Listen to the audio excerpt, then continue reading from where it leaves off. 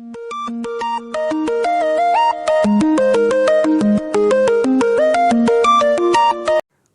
Friends, welcome to वाईसेट1। Friends, आज के इस वीडियो में हम एमपी जीके के 50 मोस्ट इम्पोर्टेंट क्वेश्चंस को डिस्कस करेंगे। फ्रेंड्स, ये एमपी जीके के 50 मोस्ट इम्पोर्टेंट क्वेश्चंस का सेकंड पार्ट है। इससे पहले हम एमपी जीके के 50 मोस्ट इम्पोर्टेंट क्वेश्चंस को डिस्कस किया था। तो फ्रेंड्स, एमपी जीके की इस सीरीज़ को कंटिन्यू करते हुए आज हम एमपी जीके के 50 मोस्ट इम्पोर्टेंट क्वेश्चंस को कुछ बेसिक जीके के साथ सोल्व करेंगे। तो फ्रेंड्स, पूरे वीडियो को अच्छे से देखिएगा। तो चलिए शुरू करते हैं आज का ये सेशन। फ्रेंड्स, पहला क्वेश्चन आज के इस वीडियो का, वाहन कर्मचारी प्रशिक्षण संस्थान कहाँ पर स्थित है? तो फ्रेंड्स, वाहन कर्मचारी प्रशिक्षण संस्थान जो है ये रीवा में स्थित है। और फ्रेंड्स, यातायात प्रशिक्षण संस्थान जो है भोपाल में स्थित है। वायरलेस प्रशिक्षण संस्थान इंदौर में। अपराध अनुसंधान प्रशिक्षण संस्थान जो है वो सागर में स्थित है। तो ध्यान रखना, वाहन कर्मचारी और यातायात प्रशिक्षण संस्थान के साथ कंफ्यूज नहीं होना है। वाहन कर्मचारी प्रशिक्षण संस्थान रीवा में है और यातायात प्रशिक्षण संस्थान भोपाल में है। नेक्स्ट क्वेश्चन पे चलते हैं। फॉरेंसिक साइंस लेबोरेटरी कहाँ पर स्थित है? तो फॉरेंसिक साइंस लेबोरेटरी जो कि सागर में स्थित है। Friends, arms and practice centre Indore में स्थित है। इस चीज़ का भी पता होना चाहिए। अगला क्वेश्चन है, मध्य प्रदेश में रणजी ट्रॉफी प्रतियोगिता कब से आरंभ हुई? तो मध्य प्रदेश में रणजी ट्रॉफी प्रतियोगिता 1934 में शुरू हुई थी। अगला क्वेश्चन है, मध्य प्रदेश बैडमिंटन एसोसिएशन का मुख्यालय कहाँ पर स्थित है? तो मध्य प्रदेश बैडमिंटन एसोसिएशन का मुख्यालय जबलपुर में स्थित है और इसकी स्थापना 19 अक्टूबर 1946 में की गई थी। Friends, Madhya Pradesh cricket Parsi club की स्थापना 1890 में की गई थी। और ध्यान रखना, महिला हॉकी एकेडमी जो है ग्वालियर में स्थित है, जिसकी स्थापना 2003 में की गई थी। ये क्वेश्चन भी कई बार पूछा गया है। अगले क्वेश्चन पे चलते हैं। कर्नल सीके नायडू के नेतृत्व में होलकर क्रिकेट एसोसिएशन की स्थापना किसने की थी? तो फ्रेंड्स, कर्नल सीके नायडू के नेतृत्व में होलकर क्रिकेट एसोसिएशन की स्थापना महाराजा यशवंत राव ने की थी। तो बी ऑप्शन इस क्वेश्चन का सही हो जाएगा। निम्नलिखित में से खेल स्टेडियम और उनके स्थानों में असंगत को अलग कीजिए। तो फ्रेंड्स, यहाँ पे 4 ऑप्शन दिए गए हैं। इसमें से जो अलग है उसे यहाँ पर सोल्व करना है। तो यहाँ पर फ्रेंड्स, ऐशबाग स्टेडियम जो है भोपाल में स्थित है। तो यहाँ पर इस चीज़ को पता होना चाहिए। ऐशबाग स्टेडियम जबलपुर में नहीं है, ऐशबाग स्टेडियम भोपाल में स्थित है। नेहरू स्टेडियम इंदौर में स्थित है। और ध्यान रखना, होलकर स्टेडियम भी इंदौर में स्थित है। रूप सिंह स्टेडियम ग्वालियर में स्थित है। तात्या टोपे स्टेडियम भोपाल में स्थित है। नेक्स्ट क्वेश्चन चलते हैं। निम्नलिखित में से किस क्रिकेटर ने भारत से बाहर किसी देश में सर्वप्रथम शतक लगाया था? तो फ्रेंड्स, वह जो क्रिकेटर थे मुश्ताक अली। इन्होंने इंग्लैंड में 1933 में भारत से बाहर किसी देश में सर्वप्रथम शतक लगाया था। तो ए ऑप्शन सही हो जाएगा। अगला क्वेश्चन है, टू हेल विथ हॉकी किसकी पुस्तक है? तो friends, to hell with hockey पुस्तक जो है मुश्ताक अली की लिखी हुई पुस्तक है। तो बी ऑप्शन सही हो जाएगा। ओंकार सिंह का निम्नलिखित में से किस खेल से संबंध है? तो फ्रेंड्स, ओंकार सिंह का संबंध निशानेबाजी से रहा है। यानी ओंकार सिंह जो है निशानेबाजी खेल से संबंधित है। ए ऑप्शन सही हो जाएगा। मध्य प्रदेश सरकार ने प्रथम खेल नीति कब घोषित की? तो मध्य प्रदेश सरकार ने प्रथम खेल नीति 1989 में घोषित की थी। और फ्रेंड्स, 1975 में मध्य प्रदेश में प्रथम खेल महोत्सव का आयोजन किया गया था। ये क्वेश्चन भी पूछा जा चुका है एमपीपीएससी में।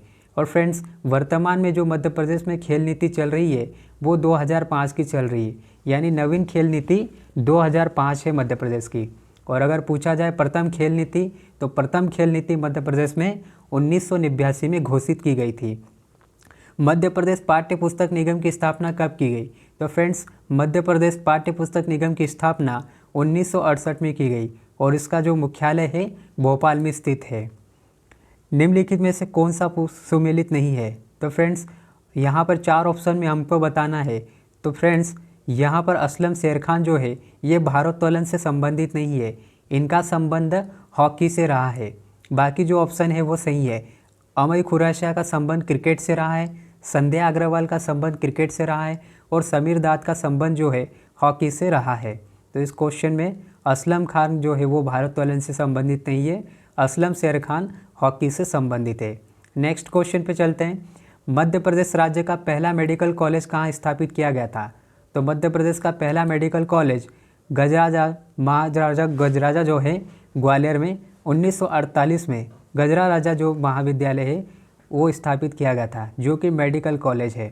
फ्रेंड्स, श्याम शाह जो रीवा में स्थित है, मेडिकल कॉलेज जो है गांधी मेडिकल भोपाल में स्थित है, जिसकी स्थापना 1955 में की गई थी। और एमवाई हॉस्पिटल जो है, यह हॉस्पिटल के साथ जो मेडिकल कॉलेज है, इसकी स्थापना इंदौर में 1955 में की गई थी। तो गजरा राजा जो ग्वालियर में मेडिकल कॉलेज है, जिसकी स्थापना 1948 में की गई थी और मध्य प्रदेश राज्य का ये पहला मेडिकल कॉलेज है। तो ए ऑप्शन सही हो जाएगा। राजमाता विजयराजे सिंधिया अखिल भारतीय आयुर्विज्ञान संस्थान यानी एम्स की स्थापना कहाँ की गई? तो फ्रेंड्स, इसका सही आंसर हो जाएगा भोपाल। ध्यान रखना, राजमाता विजयराजा सिंधिया देखकर आप ग्वालियर के साथ मत चले जाना, क्योंकि राजमाता विजयराजे सिंधिया जो अखिल भारतीय आयुर्विज्ञान संस्थान एम्स की स्थापना की गई थी वो भोपाल में की गई। मध्य प्रदेश उच्च शिक्षा अनुदान आयोग का गठन कब किया गया? तो मध्य प्रदेश उच्च शिक्षा अनुदान आयोग का गठन 27 जुलाई 1973 में किया गया। रानी नागफनी की कहानी किसकी प्रसिद्ध रचना है? तो फ्रेंड्स, रानी नागफनी की कहानी जो है हरिशंकर परसाई की प्रसिद्ध रचना रही है। निम्नलिखित साहित्यकारों में से कौन मध्यकालीन साहित्यकार नहीं है? तो फ्रेंड्स, मध्यकालीन साहित्यकारों में केशवदास रहे हैं, पद्माकर रहे हैं और भूषण भी जो है मध्यकालीन साहित्यकार रहे। लेकिन भर्तृहरि जो है ये प्राचीन कालीन कवि ये साहित्यकार रहे हैं, यानी डी ऑप्शन सही हो जाएगा। निम्नलिखित में से कौन सी रचना माखनलाल चतुर्वेदी की नहीं है? तो फ्रेंड्स, माखनलाल चतुर्वेदी की जो रचना है वो त्रिधारा नहीं है। त्रिधारा जो रचना ये सुभद्रा कुमारी चौहान की है। बाकी जो रचनाएं जैसे पुष्प की अभिलाषा, हिम किरीटनी, हिम तरंगिणी, ये तीनों जो है माखनलाल चतुर्वेदी की रचना है। माखनलाल चतुर्वेदी को एक भारतीय आत्मा के रूप में जाना जाता है। नेक्स्ट क्वेश्चन पे चलते हैं। बिखरे मोती किसकी रचना है? तो फ्रेंड्स, बिखरे मोती ये जो रचना है सुभद्रा कुमारी चौहान की है। फ्रेंड्स, यहाँ पर मैं सुभद्रा कुमारी चौहान की सारी रचनाओं के बारे में बता देता हूँ, जैसे त्रिधारा, वीरों का कैसा हो बसंत, मुकुल, सीधे साधे चित्र, झांसी की रानी, राखी की चुनौती, सभा के खेल, बचपन, ये सारी जो रचनाएं हैं सुभद्रा कुमारी चौहान की है।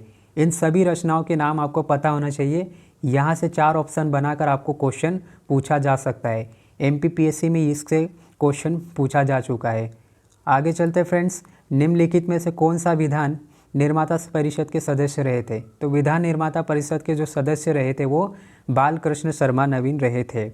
नेक्स्ट क्वेश्चन है, और फ्रेंड्स यहाँ पर ध्यान रखना, बालकृष्ण शर्मा नवीन की कुछ रचनाएं हैं, उसमें रश्मि रेखा, कुमकुम, उर्मिला, हम विश्व पाए जन्म के, विनोबा, ये जो रचनाएं है बालकृष्ण शर्मा ने रची थे। ये एक कवि भी रहे हैं। ध्यान रखना, इन रचनाओं के नाम आपको पता होना चाहिए। रश्मि रेखा, कुमकुम, उर्मिला, हम विश्व पाए जन्म के और विनोबा, ये सभी रचनाएं बालकृष्ण शर्मा नवीन ने लिखी थी। पद्माकर ने अली जहाँ प्रकाश ग्रंथ की रचना की किसके दरबार में की थी? तो पद्माकर ने अली जहाँ प्रकाश ग्रंथ की रचना की थी और यह जो रचना इन्होंने की थी दौलत राव सिंधिया के शासन में की थी। उनके दरबार में इन्होंने ये रचना की थी। प्रसिद्ध तबला वादक महाराजा चक्रधर सिंह की स्मृति में चक्रधर फेलोशिप की सुविधा दी जाती है। तो ये किस प्रसिद्ध तबला वादक हैं? तो ये रहे जो शास्त्रीय नृत्य हैं। तो प्रसिद्ध तबला वादक जो महाराजा चक्रधर सिंह हैं उनकी स्मृति में शास्त्रीय जो नृत्य होता है उसमें ये जो चक्रधर फेलोशिप है इसकी सुविधा दी जाती है, यानी ये ऑप्शन सही हो जाएगा। भारत भवन निर्माण कब किया गया था? तो भारत भवन का निर्माण जो है फ्रेंड्स 13 फरवरी 1982 में किया गया था और इसके जो वास्तुकार रहे हैं वो चार्ल्स कोरिया रहे हैं। तो इसे भी आप ध्यान रखना, वास्तुकार से भी पूछा जा सकता है। और भारत भवन के कुल 6 इसके प्रभाग भी दिए गए, यानी 6 विभाग भी इसके दिए गए हैं। रूपंकर, तो इस तरह से वहाँ पे आपको 6 नाम याद रखने की ज़रूरत नहीं है। भारत भवन का निर्माण जो है कुल इसका हुआ था 1982 में, 13 फरवरी 1982 में, और इसमें कुल 6 इसके उपभाग है। और चार्ल्स कोरिया इसके जो भारत भवन है इसके वास्तुकार रहे हैं। अगला क्वेश्चन, और फ्रेंड्स यहाँ पर आपको मैं इससे संबंधित और भी कुछ भारत में जो मध्य प्रदेश में जो प्रमुख साहित्य एवं ललित कला अकादमी है उसके बारे में भी मैं आपको बता देता हूँ। तो देखिए, जैसे मध्य प्रदेश कला परिषद, जिसकी स्थापना 1952 में की गई थी। मध्य प्रदेश साहित्य परिषद, इसकी स्थापना 1954 में की गई थी। मध्य प्रदेश हिंदी ग्रंथ अकादमी, इसकी स्थापना 1969 में की गई। मध्य प्रदेश हिंदी उर्दू अकादमी 1976 में इसकी स्थापना की गई। उस्ताद अलाउद्दीन खान संगीत अकादमी 1979 में। और फ्रेंड्स ध्यान रखना, उस्ताद अलाउद्दीन खान का जो उत्सव यह समारोह होता है वो भोपाल में आयोजित होता है और इसकी अकादमी जो है 1979 में वो स्थापित की गई थी। फ्रेंड्स मध्य प्रदेश सिंधी अकादमी जो है इसकी स्थापना 1983 में की गई थी। मध्य प्रदेश संस्कृत अकादमी की स्थापना 1985 में की गई थी। मध्य प्रदेश तुलसी अकादमी 1987 में इसकी स्थापना की गई थी। मध्य प्रदेश आदिवासी लोक कला परिषद, इसकी स्थापना 1980 में की गई थी। पुरातत्व एवं अभिलेखागार संग्रहालय जो है इसकी स्थापना 1956 में की गई थी। और इन सभी जो परिषद है, इन परिषद अकादमी जो भी है, तो इनका जो मुख्यालय है वो भोपाल में स्थित है। तो ध्यान रखना, भोपाल में इसके मुख्यालय है इन सभी के। कालिदास अकादमी का पूछा जाए तो इसका मुख्यालय उज्जैन में है और इसकी स्थापना 1977 में की गई थी। फ्रेंड्स तो इन सभी को आप नोट कर लेना, इनसे सन से रिलेटेड क्वेश्चन यहाँ से पूछे जा सकते हैं। आपको अकादमी का नाम दिया जा सकता है और यहाँ पर आपको ऑप्शन जो है यहाँ पर सन के रूप में दे सकते हैं, क्योंकि मुख्यालय तो मुख्यतः एमपी के जितने भी परिषद है, अकादमी है, आपको भोपाल में ही देखने को मिलेगी। तो क्वेश्चन बनाने का आइडिया आपको यहीं से मिलना चाहिए कि इनके जो क्वेश्चन बनेंगे तो वो सन से ज़्यादा पूछे जा सकते हैं। तो इन सन के बारे में आपको याद रखना है। तो इन सभी को एक अच्छे से नोट करके याद कर लीजिएगा। आगे चलते हैं फ्रेंड्स। जल बिहारी का मेला मध्य प्रदेश के किस ज़िले में आयोजित होता है? तो फ्रेंड्स MPPSC 2019 में और 2016 की एग्ज़ाम में भी ये क्वेश्चन पूछा गया था, जल बिहारी का मेला। तो जल बिहारी का मेला जो है ये छतरपुर में आयोजित होता है। फ्रेंड्स अब मैं यहाँ पर मध्य प्रदेश के जितने भी मेले हैं उनके बारे में बता देता हूँ। तो मध्य प्रदेश के जो भी प्रमुख मेले हैं आपको डेफिनेटली इस बार भी 2020 की जो MPPSC एग्ज़ाम होने वाली है प्रीलिम्स, उसमें भी क्वेश्चन देखने को मिलेगा और आगे भी कभी भी ये क्वेश्चन देखने को मिल सकते हैं। तो देखिए फ्रेंड्स, मध्य प्रदेश के प्रमुख मेले में कान्हा बाबा का जो मेला है सोडलपुर हरदा में ये लगता है। महामृत्युंजय का मेला रीवा में आयोजित होता है। कुंभ का मेला प्रति 12 वर्ष में आयोजित होता है उज्जैन में, और ये सिंहस्थ का मेला इसे बोला जाता है, शिप्रा नदी के किनारे आयोजित होता है। मध्य प्रदेश का सबसे बड़ा व्यापारिक मेला जो है ग्वालियर में आयोजित होता है। बरमान का मेला नरसिंहपुर में लगता है। शहाबुद्दीन औलिया का जो उर्स है ये नीमच में आयोजित होता है। जोगेश्वरी देवी का जो मेला है गुना में आयोजित होता है। धामोनी का उर्स सागर में। भंगोरिया हाट का जो मेला है झाबुआ में लगता है। बागडोगरा का मेला भारत भैरव स्थान से सिवनी में ये आयोजित होता है। इसी तरह फ्रेंड्स चांदी देवी का मेला गोगरा गांव सीधी में आयोजित होता है और नागा जी का मेला मुरैना में आयोजित होता है। ये मोस्ट इम्पोर्टेंट मार्क कर लेना फ्रेंड्स, नागा जी का मेला मुरैना में आयोजित होता है। सिंगा जी का मेला जो है पिपलिया खरगोन में आयोजित होता है। और फ्रेंड्स तेदा जी का मेला, ये से भी इम्पोर्टेंट नोट कर लेना, सनावत गाँव गुना में आयोजित होता है। और फ्रेंड्स मंदाता का मेला जो है ये खंडवा में आयोजित होता है। दिवाली के अवसर पर ये मेला आयोजित किया जाता है। और फ्रेंड्स ध्यान रखना, शरद समैया का मेला पन्ना में आयोजित होता है। तो ये सारे मेले ध्यान रखना। इसमें से इम्पोर्टेंट महामृत्युंजय का मेला रीवा, और यहाँ पर ध्यान रखना नागा जी का मेला मुरैना, और एक यहाँ पर जो तेजा जी का मेला है इसे भी याद रखना। तो ये सारे मेले आपको स्पेशली पता होना चाहिए, यहाँ से कहीं से भी क्वेश्चन आपको देखने को मिल सकता। PSC में डेफिनेटली यहाँ से क्वेश्चन आपको देखने को मिलेगा। चलिए फ्रेंड्स आगे के क्वेश्चन पे चलते हैं। मध्य प्रदेश की सबसे बड़ी जनजाति कौन सी है? तो मध्य प्रदेश की सबसे बड़ी जनजाति जो है वो भील है। अगर भारत की पूछा जाए तो भारत की सबसे बड़ी जनजाति गोंड माना जाता है फ्रेंड्स, लेकिन इससे एक थोड़ा अपडेट कर लेना। अभी मैंने वर्तमान में इसके बारे में देखा तो भारत की जो सबसे बड़ी जनजाति है वो भील हो गई है। गोंड जो है भारत की दूसरी सबसे बड़ी जनजाति हो गई है। तो इसे थोड़ा इम्पोर्टेंट करके देख लेना, एक बार कंफर्म कर लेना आपने भी। नेक्स्ट क्वेश्चन पे चलते हैं। दूध लौटाव पद्धति किस जनजाति में पाई जाती है? तो फ्रेंड्स दूध लौटाव जो पद्धति है ये फ्रेंड्स गोंड जनजाति में पाई जाती है। तो यहाँ पर ध्यान रखना, दूध लौटाव पद्धति गोंड जनजाति में पाई जाती है। अब मैं कुछ और यहाँ से बेसिक चीज़ें मैं आपको बता देता हूँ फ्रेंड्स, जैसे लम सेना विवाह पद्धति जो है ये बेगा जनजाति में पाई जाती है। और बड़ोनी विवाह गोंड जनजाति से संबंधित है। और फ्रेंड्स ध्यान रखना, जो भीलों के घर होते हैं, भीलों के घर के समूह होते उनको फाल्या कहा जाता है और उनके घर को कू कहा जाता है। तो यहाँ से भी आपको क्वेश्चन पीएससी जैसे एग्ज़ाम, व्यापम के एग्ज़ाम में देखने को मिल सकता है। भीलों के घर के समूह को फाल्या कहा जाता है और उनके घर को कू कहा जाता है। तो इस चीज़ को आप स्पेशली नोट कर लेना। और फ्रेंड्स ध्यान रखना, आदिवासी शब्द का प्रयोग जो सर्वप्रथम ठक्कर बापा ने किया था, ये वेरी इंपॉर्टेंट है, इसे भी आप नोट कर लेना। फ्रेंड्स आदिवासी उपयोजना का प्रारंभ जो है 5वीं पंचवर्षीय योजना में किया गया। तो इस चीज़ को भी आपको ध्यान रखना है, 5वीं पंचवर्षीय योजना में आदिवासी उपयोजना का प्रारंभ किया गया था। और मध्य प्रदेश में अनुसूचित जनजाति का प्रतिशत भी आपको याद रखना फ्रेंड्स, अनुसूचित जनजाति का प्रतिशत जनसंख्या में 21.1% है। और ध्यान रखना, अनुसूचित जाति का पूछा जाए तो 15.09%, और कुल अगर पूछा जाए तो इसका जो हिस्सा है एमपी में 36% जो है, एमपी में इसकी जनजाति जो संख्या है अपने यहाँ अनुसूचित जाति और जनजाति ये पाई जाती है। आगे चलते हैं फ्रेंड्स, इसमें अनुसूचित जनजाति का यहाँ पे 15.6% ध्यान रखना। और फ्रेंड्स मैं यहाँ पर आपको कुछ जनजाति और उसकी उप जनजाति के बारे में बता देता हूँ, क्योंकि यहाँ से भी क्वेश्चन जो है एग्जाम में पूछा जा सकता है।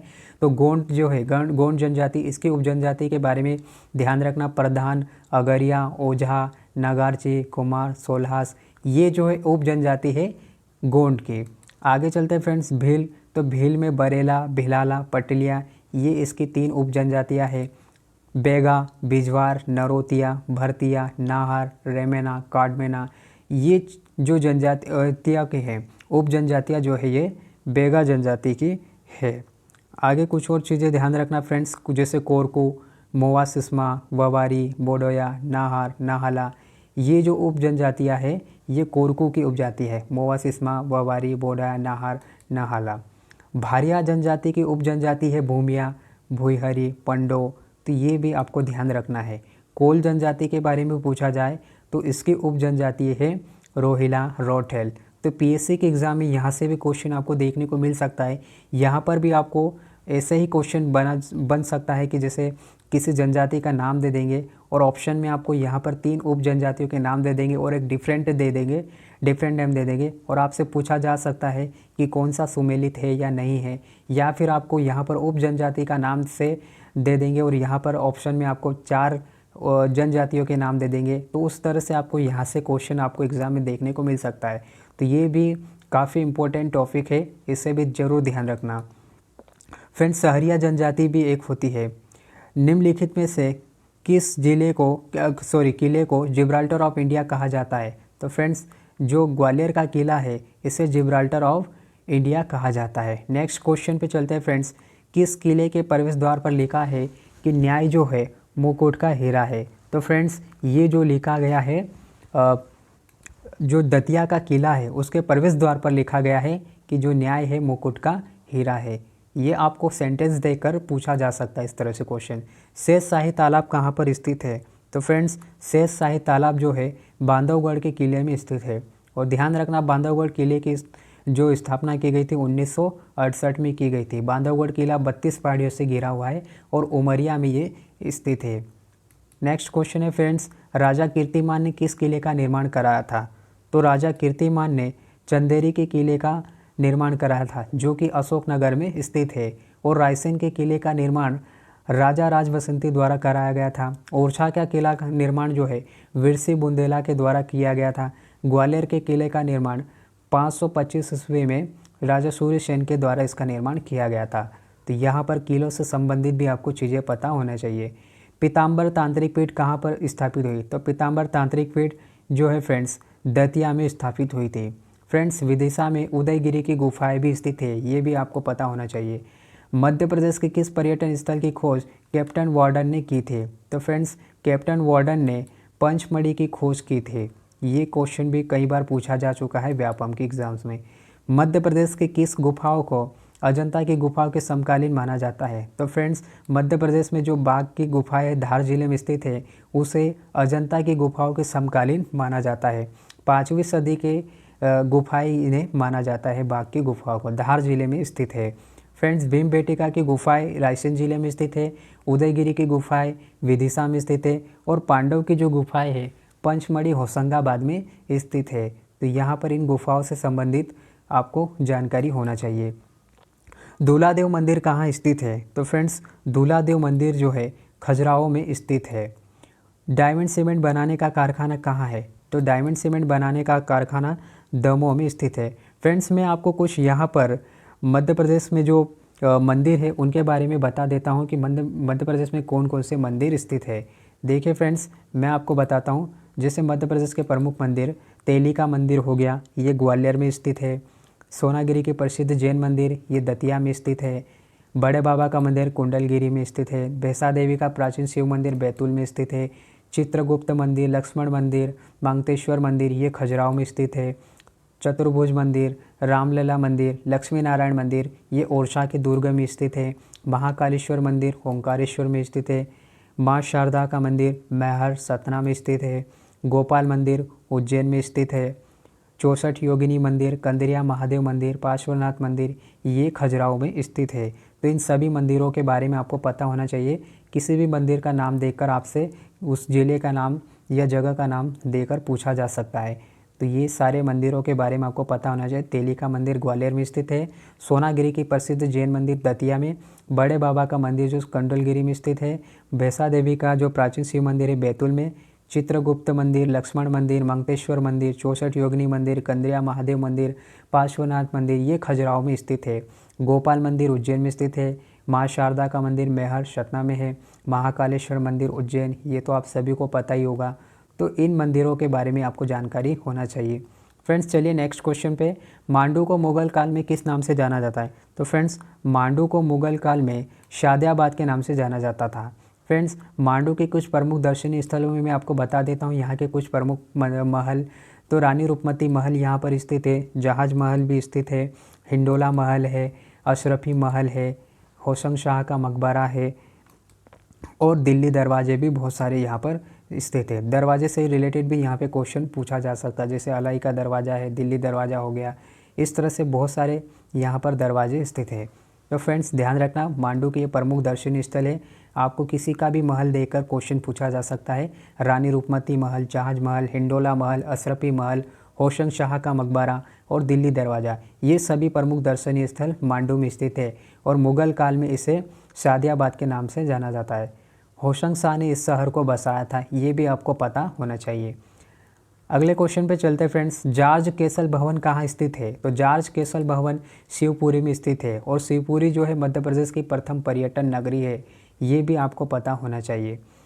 अगले क्वेश्चन पे चलते हैं। ताजमहल जो है, आगरा का ताजमहल बनवाने से पूर्व बादशाह शाहजहाँ ने अपने कारीगरों को कहाँ कला का अध्ययन करने भेजा था? तो फ्रेंड्स आगरा का ताजमहल बनाने से पहले शाहजहाँ ने अपने कारीगरों को अशरफी महल मांडू में वहाँ की कला का अध्ययन करने के लिए भेजा था। उसके बाद में उन्होंने वहाँ पर ताजमहल बनवाया था।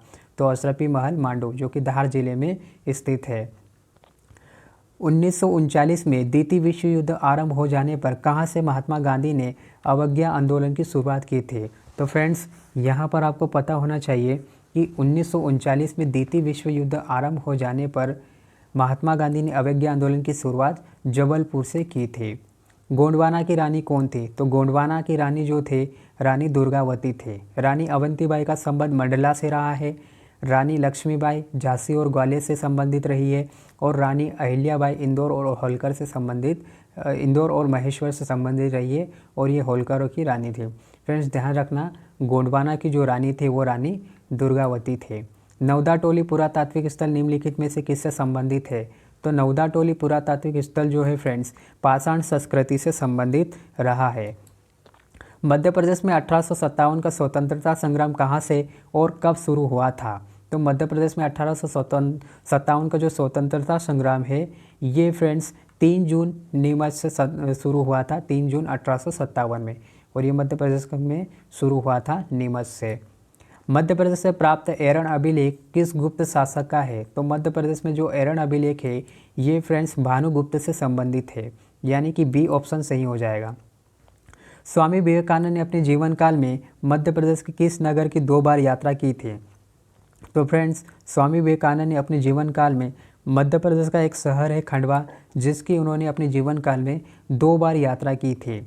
ये क्वेश्चन भी फ्रेंड्स MPPSC में पूछा गया, और यहाँ पर आपको मैं बता दूँ ये क्वेश्चन 2018 की एग्ज़ाम थी सब इंजीनियर, वहाँ पर भी पूछा गया था, तो इससे भी आप ध्यान रखना। मध्य प्रदेश का जलियांवाला बाग हत्याकांड कौन सा नरसंहार कहलाता है? तो फ्रेंड्स मध्य प्रदेश का जलियांवाला जो बाग नरसंहार कहलाता है वो चरण पादुका नरसंहार छतरपुर। और फ्रेंड्स छतरपुर में ये नरसंहार हुआ था, और इसमें जो गोली चलाने का आदेश दिया था वो थे अंग्रेज़ फिशर, तो ध्यान रखना फिशर। और जनरल डायर जो थे वो जलियांवाला बाग में गोलीकांड उन्होंने का आदेश दिया था, गोली चलाने का आदेश दिया था। और मध्य प्रदेश में अगर पूछा जाए तो फिशर द्वारा। और ये जो नरसंहार हुआ था ये छतरपुर में हुआ था। चंदेरी के शासक मेदिनी राय पर निम्नलिखित में से किस मुगल बादशाह ने आक्रमण किया था? तो चंदेरी के शासक मेदिनी राय पर बाबर ने 1528 में आक्रमण किया था, जिसमें बाबर विजयी हुआ था। नेक्स्ट क्वेश्चन है, सिवनी में किस नेता ने गांधी चौक पर नमक सत्याग्रह किया था? तो फ्रेंड्स दुर्गा शंकर मेहता ने सिवनी में गांधी चौक पर नमक सत्याग्रह किया था। अकबर ने वर्ष 1561 में किसे हराकर मालवा पर अधिकार किया था? तो फ्रेंड्स अकबर ने 1561 में बाज बहादुर को हराकर मालवा पर अधिकार कर लिया था, यानी डी ऑप्शन जो है इस प्रश्न का सही आंसर हो जाएगा। नेक्स्ट क्वेश्चन है, परमार वंश का अंतिम शासक कौन था? तो फ्रेंड्स परमार वंश का अंतिम शासक जो थे वो थे महलक देव। और फ्रेंड्स ध्यान रखना परमार वंश के जो संस्थापक रहे थे वो राजा कृष्ण उपेंद्र रहे थे, और परमार वंश में सबसे प्रतापी महान शासक जो रहे थे वो राजा भोज रहे थे। भोपाल प्रजामंडल की स्थापना कब हुई? तो फ्रेंड्स भोपाल प्रजामंडल की स्थापना 1938 में हुई थी। तो फ्रेंड्स ये थे 100 मोस्ट इम्पोर्टेंट क्वेश्चन जिन्हें हमने पार्ट 1 और पार्ट 2 के द्वारा डिस्कस किया है। फ्रेंड्स काफ़ी इंपॉर्टेंट क्वेश्चंस है, यहाँ से आपका पूरा MPGK रिवीजन MPGK जो है वो रिवाइज हो जाएगा। अगर आपने इन दोनों वीडियो को देख लिया पार्ट 1 पार्ट 2 को, तो आपका MPGK से रिलेटेड कोई भी क्वेश्चन गलत नहीं होगा, क्योंकि यहाँ पर मैंने दोनों वीडियो में सारे क्वेश्चंस को इंक्लूड किया है, बेसिक जानकारी को भी इंक्लूड किया है। हर क्वेश्चन के साथ में कुछ न कुछ जानकारियाँ मैंने इंक्लूड की है, तो काफ़ी इंपॉर्टेंट वीडियो है। तो फ्रेंड्स अगर आपको वीडियो अच्छा लगा हो तो लाइक कीजिए, शेयर कीजिए, कमेंट्स करके ज़रूर बताइए कि आपको वीडियो कैसा लगा। और अगर आपने हमारे चैनल को सब्सक्राइब नहीं किया है तो चैनल को भी सब्सक्राइब ज़रूर कीजिए। तो फ्रेंड्स मिलते हैं आप नेक्स्ट वीडियो में। जय हिंद।